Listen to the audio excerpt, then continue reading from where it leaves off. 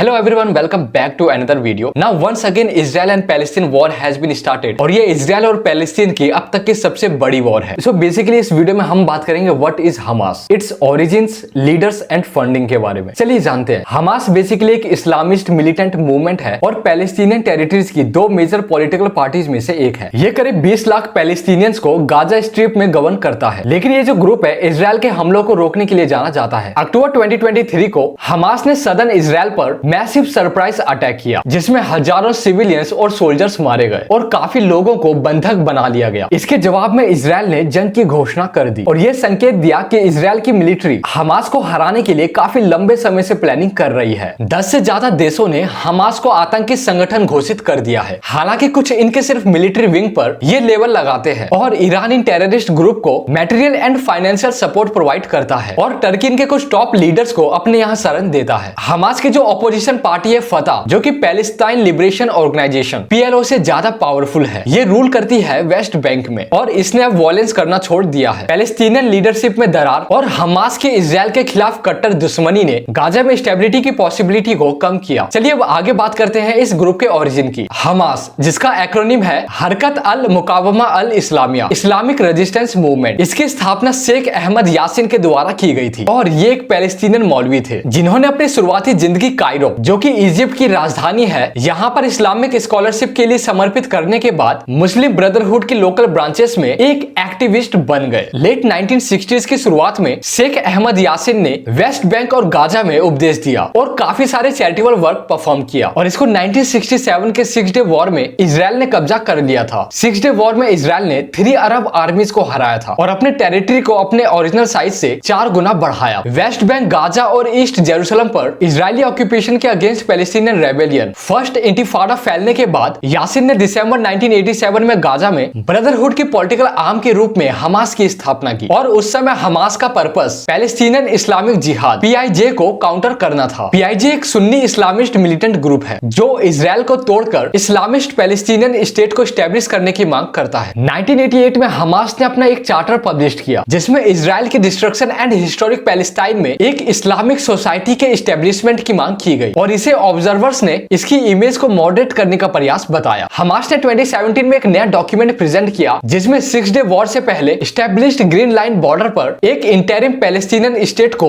Accept किया गया था, लेकिन फिर भी उसने इजराइल को रिकॉग्नाइज करने से मना कर दिया। हमास ने पहली बार सुसाइड बॉम्बिंग अप्रैल 1993 में किया था। PLO leader Yasser Arafat and Israeli prime minister Yitzhak Rabin द्वारा ओस्लो समझौते पर साइन करने से 5 महीने पहले हिस्टोरिक पैक्ट ने पैलेस्टीनियन अथॉरिटी PA नाम के एक न्यू क्रिएटेड एंटिटी के अंदर वेस्ट बैंक एंड गाजा के कुछ पार्ट्स के लिए लिमिटेड सेल्फ गवर्नमेंट को स्टैब्लिश किया। हमास ने समझौतों को क्रिटिसाइज किया और साथ ही PLO एंड इजराइल की एक दूसरे को मान्यता दी, जिस पर अराफत और रॉबिन ओस्लो से कुछ दिन पहले भेजे गए लेटर्स में ऑफिशियली एग्री हुए। 1997 में यूएस ने हमास को एक फॉरेन टेररिस्ट ऑर्गेनाइजेशन घोषित किया। यह मूवमेंट ईयर 2000 के अर्ली सेकंड इंटिफाडा के दौरान वायलेंट रेजिस्टेंस का नेतृत्व करने के लिए चला गया। हालांकि PIJ और फतह के तंजीम मिलिशिया भी इजराइलिस के अगेंस्ट वायलेंस के लिए रिस्पॉन्सिबल थे। चलिए अब हमास के कुछ टॉप लीडर्स की बात करते हैं। आखिर कौन कौन है इनकी लीडरशिप में। हमास के पास कई सारे लीडरशिप बॉडीज हैं जो various political, military and social functions को परफॉर्म करते हैं। जनरल पॉलिसी एक इंपॉर्टेंट कंसल्टेटिव बॉडी के द्वारा सेट किया जाता है जिसे अक्सर पॉलिट ब्यूरो कहा जाता है और ये एक्साइल ऑपरेट करती है और लोकल कमिटीज गाजा और वेस्ट बैंक में ग्रास रूट्स इश्यूज को मैनेज करती है। इस्माइल हनिया करंटली हमास के पॉलिटिकल चीफ है और इन्होंने 2017 में लॉन्ग टाइम लीडर खालिद मिसाल की जगह ली थी। रिपोर्टेडली हनिया 2020 से दोहा, कतर से काम कर रहे हैं क्योंकि इजिप्ट गाजा के अंदर और बाहर उनके मूवमेंट को रिस्ट्रिक्ट करता है। हमास लीडर्स ने अपने पिछले होस्ट सीरिया के साथ अनबन के बाद अपनी प्रेजेंस एस्टेब्लिश की। जब पैलेस्टीनियन रेफ्यूजीज ने सीरियन सिविल वॉर से पहले 2011 के प्रोटेस्ट में पार्टिसिपेट किया था। रिपोर्टेडली हमास के कुछ सीनियर टर्की में ग्रुप के ऑफिस से काम करते हैं। गाजा में डे टू डे अफेयर्स की देखरेख याहिया सिनवार द्वारा की जाती है और ये पहले हमास के मिलिट्री विंग को लीड करते थे और 2 इजरायली सोल्जर्स के किडनैपिंग और हत्या की साजिश रचने के लिए इजरायली जेल में 22 साल की सजा काट चुके थे और ये 2011 में हमास द्वारा पकड़े गए एक इजरायली सैनिक के बदले में रिहा किए गए 1000 से ज्यादा पैलेस्टीनियन कैदियों में से एक थे। जून 2021 से गाजा के रियल प्राइम मिनिस्टर इस्साम अल दालिस हैं। मारवान ईसा और मोहम्मद डीफ और इज अद दिन अल कसाम ब्रिगेड्स की कमान संभालते हैं। इजरायली फोर्सेस के 2002 के एयर स्ट्राइक में सलाह सेहदे की हत्या कर दी और इस हमले में 15 सिविलियंस भी मारे गए और फिर इजरायली सेना ने 2004 में हमास के फाउंडर यासीन को मार डाला। चलिए अब आगे बात करते हैं हाउ इज हमास फंडेड। एक डेजिग्नेटेड टेररिस्ट एंटिटी के रूप में हमास को ऑफिशियल असिस्टेंट से काट दिया गया है, जो यूएस और यूरोपियन यूनियन वेस्ट बैंक में PLO को प्रोवाइड करते हैं। हमास को एक आतंकवादी संगठन माना जाता है और इसीलिए ये यूएस और यूरोपियन यूनियन के ऑफिशियल हेल्प से अलग है। उन्हें हिस्टोरिकली पर्शियन गल्फ में पैलेस्टीनियन रेफ्यूजी और प्राइवेट डोनर से फंड मिला और वेस्ट में कुछ इस्लामिक चैरिटीज ऑर्गेनाइजेशन ने भी Hamas supporter social service groups को फंड दिया है, जिसके कारण यूएस ट्रेजरी द्वारा संपत्ति जब्त कर ली गई है। इजरायल पर हमास के 2023 के हमले से पहले ही गाजा की इकोनॉमिक सिचुएशन क्रिटिकल थी और करंट वॉर से इसके रेजिडेंट्स के एक्सट्रीम पॉवर्टी का बढ़ना लगभग तय है। इजिप्ट एंड इजरायल ने 2006 से 7 में बड़े पैमाने पर अपने बॉर्डर्स को क्लोज कर दिया था, जिससे टेरिटरी के अंदर और बाहर गुड्स और लोगों का आना जाना बंद हो गया था और दोनों देशों ने इस समय पर नाकाबंदी कर रखा है, जिससे टेरिटरी दुनिया के ज्यादातर हिस्सों से कट गया है और 10 लाख से ज्यादा पैलेस्टीनियंस को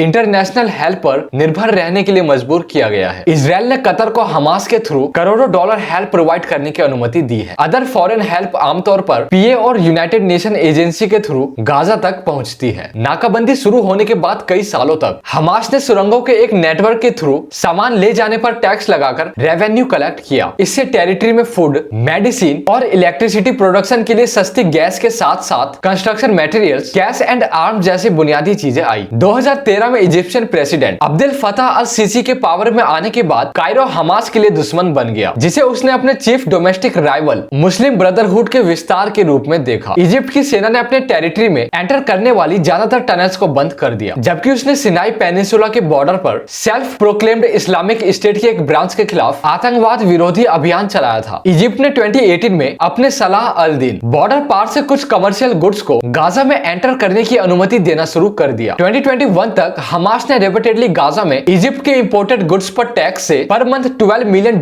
से ज्यादा कलेक्ट किया। आज ईरान हमास के सबसे बड़े बेनिफैक्टर्स में से एक है, जो फंड्स, वेपन्स एंड ट्रेडिंग में कंट्रीब्यूट कर रहा है। हालांकि सीरिया के सिविल वॉर में अपोजिंग साइड का समर्थन करने के बाद ईरान और हमास थोड़े समय के लिए अलग हो गए। ईरान करंटली यूएस द्वारा designated terrorist organisation Hamas, PIJ और पैलेस्टीनियन ग्रुप्स को एनुअली लगभग $100 मिलियन प्रोवाइड करता है। ईरान ने रिसेंटली इजरायल पर हमास के हमले की तारीफ की और पैलेस्टीनियन ग्रुप के लिए हमेशा सपोर्टिव रहेगा, ऐसा कहा। 2002 में प्रेसिडेंट रेसेप तैयप एर्डोगन के पावर में आने के बाद टर्की हमास का एक और कट्टर समर्थक और इजरायल का क्रिटिक रहा है। हालांकि अंकारा का कहना है कि ईरान सिर्फ पॉलिटिकली हमास का समर्थन करता है, उस पर हमास के आतंकवाद को फंड प्रोवाइड करने का आरोप लगाया गया है। चलिए अब आगे बात करते हैं how does it govern Gaza. 2005 में इजरायल की वापसी के बाद से हमास ने गाजा स्ट्रिप को कंट्रोल किया है। 2006 में उन्होंने पैलेस्टीनियन अथॉरिटी के लेजिस्लेचर में मेजोरिटी ऑफ सीट्स जीती और सरकार बनाई। ये उनकी सोशल सर्विस एंड ओपोजिशन फतह पार्टी के करप्शन के रिजेक्शन के कारण था। वेस्टर्न कंट्रीज द्वारा सपोर्टेड फतह ने इसका विरोध किया और इवेंचुअली हमास को वेस्ट बैंक से बाहर कर दिया। इससे दोनों टेरिटरीज दो पार्ट्स में डिवाइड हो गए। तब से पैलेस्टीन में कोई भी लेजिस्लेटिव या प्रेसिडेंशियल इलेक्शन नहीं हुए हैं। हमास ने गाजा में अपना शासन स्थापित किया, जिसमें एक अथॉरिटेरियन अप्रोच इंक्लूड था, जिसमें वुमेन की ड्रेस को कंट्रोल करना और जेंडर सेग्रीगेशन को लागू करना शामिल था। फ्रीडम हाउस ने 2020 में पाया कि हमास के ऑपरेशंस और ट्रांसपेरेंसी में कमी है और ये media, activism, political opposition and NGOs को कंट्रोल करता है, जिससे ये कम रिस्पॉन्सिबल हो जाता है। चलिए अब आगे बात करते हैं पैलेस्टीनियंस के क्या व्यू है हमास को लेकर। वेस्ट बैंक और गाजा के बीच पॉलिटिकल डिवीजन पैलेस्टीनियंस द्वारा पूरी तरह से नापसंद किया जाता है। जून 2023 के एक सर्वे से पता चला कि 1/3 पैलेस्टीनियंस इसे 1948 में इजराइल के क्रिएशन के बाद से डैमेजिंग डेवलपमेंट में से एक मानते हैं। उसी सर्वे से पता चला कि गाजा और वेस्ट बैंक दोनों में आधे से ज्यादा पैलेस्टीनियंस प्रेसिडेंशियल इलेक्शन में पीए प्रेसिडेंट महमूद अब्बास के मुकाबले हमास के हनीये को पसंद करेंगे और जबकि सिर्फ 1/3 अब्बास को चुनेंगे। अब्बास ने ईस्ट जेरूसलम में पैलेस्टीनियंस को वोट देने की अनुमति देने से इजराइल के एलिजेड रेफ्यूजल का हवाला देते हुए 2021 में होने वाले नेशनल इलेक्शंस को पोस्टपोन कर दिया। हालांकि कुछ लोगों का मानना है कि उन्होंने हमास की जीत को रोकने के लिए ऐसा किया। चलिए अब आगे बात करते हैं how has Hamas challenged Israel. Hamas जो गाजा स्ट्रिप में लोकेटेड है, इसने मिड 2000 में गाजा पर कंट्रोल करने के बाद से रॉकेट और मोटार लॉन्च किए हैं। उन्हें ईरान से कुछ हथियार मिले हैं और उन्होंने ईरान के रेवोल्यूशनरी गार्ड कॉपर्स और उसके रिप्रेजेंटेटिव के साथ ट्रेनिंग के बाद अपनी खुद की मिसाइल्स बिल्डिंग टेक्निक्स को डेवलप किया। आने वाले सालों में गाजा में हमास और दूसरे पैलेस्टीनियन मिलिटेंट ग्रुप्स ने लगभग 30,000 रॉकेट और मोटार कलेक्ट किए थे। उन्होंने इजराइल में आग लगाने के लिए आग लगाने वाले फ्लोन बलून्स का भी यूज किया है और इजरायली टेरिटरी में घुसपैठ की है, कई लोगों को मारा और सोल्जर्स एंड सिविलियंस को किडनैप किया। 2023 के कॉन्फ्लिक्ट से पहले 2021 में इजराइल और हमास के बीच काफी खतरनाक लड़ाई हुई थी। जेरूसलम में तनाव के बाद हमास ने इजराइल में रॉकेट दागे। कुछ एनालिस्ट्स का मानना है कि यह हमास द्वारा पैलेस्टीनियन मुद्दे के डिफेंडर के रूप में अपनी रेपुटेशन बढ़ाने का एक प्रयास था, खासकर 2021 के पैलेस्टीनियन इलेक्शंस के पोस्टपोन होने के बाद। 2023 में 11 डे कॉन्फ्लिक्ट के दौरान हमास और पैलेस्टीनियन इस्लामिक जिहाद ने गाजा से 4000 से ज्यादा रॉकेट दागे, जिससे करीब 10 इजरायली नागरिकों की मौत हो गई और करीब 300 से ज्यादा घायल हो गए। बताया गया कि हमास ने लड़ाई के दौरान ईरान के Islamic revolutionary guard corps IRGC और लेबनान के हिजबुल्लाह के साथ कोऑर्डिनेट किया और अपनी टॉप मिसाइल्स के साथ सुसाइड ड्रोन्स का यूज किया। And finally US and Egypt ने कॉन्फ्लिक्ट को समाप्त करने के लिए सीज फायर कराया। स्पेशलिस्ट का कहना है कि इस साथ सदर्न इजराइल पर हमास का हमला, जिसे ग्रुप्स के लीडर्स ने ऑपरेशन अल अक्सा स्टॉर्म कहा है, हमास अपने स्ट्रेटेजी, स्केल एंड सीक्रेसी में एक्स्ट्रा ऑर्डिनरी था। इसकी शुरुआत 7 अक्टूबर की सुबह जल्दी हुई, जो ज्यूस सब्त एंड एक इंपॉर्टेंट ज्यूस हॉलिडे है, जब हमास ने सदर्न एंड सेंट्रल इजराइल में कई हजार रॉकेट लॉन्च किए, जिससे नॉर्थ में तेल अवीव तक के शहरों पर हमला हुआ। हमास के मिलिटेंट्स ने भारी किलेबंदी वाली गाजा बॉर्डर्स को भी तोड़ दिया एंड कई southern Israeli towns and villages में घुसपैठ की, जिसमें हंड्रेड्स ऑफ इजरायली सैनिकों एंड नागरिकों की मौत हो गई और बड़ी संख्या में लोग घायल हो गए और उन्हें किडनैप कर लिया। हमास के मिलिट्री लीडर मोहम्मद डीफ ने कहा कि ग्रुप ने गाजा पर इजराइल की लंबे समय से चल रही नाकेबंदी, पैलेस्टीनियन लैंड्स पर उसके कब्जे और जेरूसलम में अल अक्सा मस्जिद को अपवित्र करने के साथ मुसलमानों के खिलाफ उसके एलिजेड क्राइम्स के कारण हमला किया। ये डिकेड्स में इजरायली धरती पर सबसे घातक हमला है और इसने इजरायली लोगों को डीप साइकोलॉजिकल ट्रॉमा पहुंचाया है। कुछ स्पेशलिस्ट ने इसकी तुलना पर्ल हार्बर और 11 सितंबर 2001 को यूएस पर हुए सरप्राइज अटैक से की है। Repeatedly Israeli and US intelligence agencies को कोई भी संकेत नहीं था कि हमास इस तरह के हमले की प्लानिंग कर रहा था। CFR के सीनियर फेलो ब्रूस हॉफमैन लिखते हैं, ये पूरी तरह से अनप्रेडिक्टेबल था कि एक टेररिस्ट ऑर्गेनाइजेशन के पास हवा, समुद्र और जमीन से एक साथ हमला करने की क्षमता या साधन होंगे। एंड फाइनली इजराइल ने हमास के खिलाफ युद्ध की घोषणा की और गाजा में ठिकानों पर एयर स्ट्राइक से हमला किया और ग्रुप के आतंकवादियों को देश के बाहर खदेड़ने के लिए ग्राउंड ऑपरेशंस की। सरकार ने गाजा की सीमा से लगे इजरायली कम्युनिटीज से सभी सिविलियंस को निकालने का आदेश दिया। पीएम बेंजामिन नेतन्याहू ने हमास के खिलाफ लॉन्ग एंड डिफिकल्ट वॉर की चेतावनी दी है और इजराइल की मिलिट्री रिस्पॉन्स एक्स्ट्रा ऑर्डिनरी होने की उम्मीद है। कुछ ऑब्जर्वर सवाल कर रहे हैं कि क्या इजराइल फुल स्केल इन्वेजन और पैलेस्टीनियन टेरिटरी पर फिर से कब्जा करने का प्रयास करेगा, जिससे दोनों साइड्स को भारी नुकसान हो सकता है। इजराइल के गाजा से हटने के 2 साल बाद 2007 में अपने टेक ओवर के बाद से इजराइल ने हमास के खिलाफ कई मिलिट्री ऑपरेशन चलाए थे, लेकिन ये ज्यादातर एयर स्ट्राइक्स थे और यहाँ तक कि जब इजरायली सैनिकों को तैनात किया गया था तभी वो लंबे समय तक नहीं रुके थे। एक्सपर्ट्स का कहना है कि गाजा पर इजरायली आक्रमण लेबनान में Iran supported terrorist organisation Hezbollah द्वारा इजराइल के खिलाफ एक सिग्निफिकेंट अटैक को भी भड़का सकता है, जिससे रीजन में वाइडर कॉन्फ्लिक्शन का रिस्क हो सकता है। फॉर श्योर ईरान हिजबुल्लाह के साथ ही हमास और अदर पैलेस्टीनियन टेररिस्ट ऑर्गेनाइजेशन का पैट्रन है और वहां टू फ्रंट कॉन्फ्लिक्ट हमेशा मौजूद है, जो इजराइल के कुछ हिस्सों और लेबनान के ज्यादातर हिस्सों को तबाह कर देगा।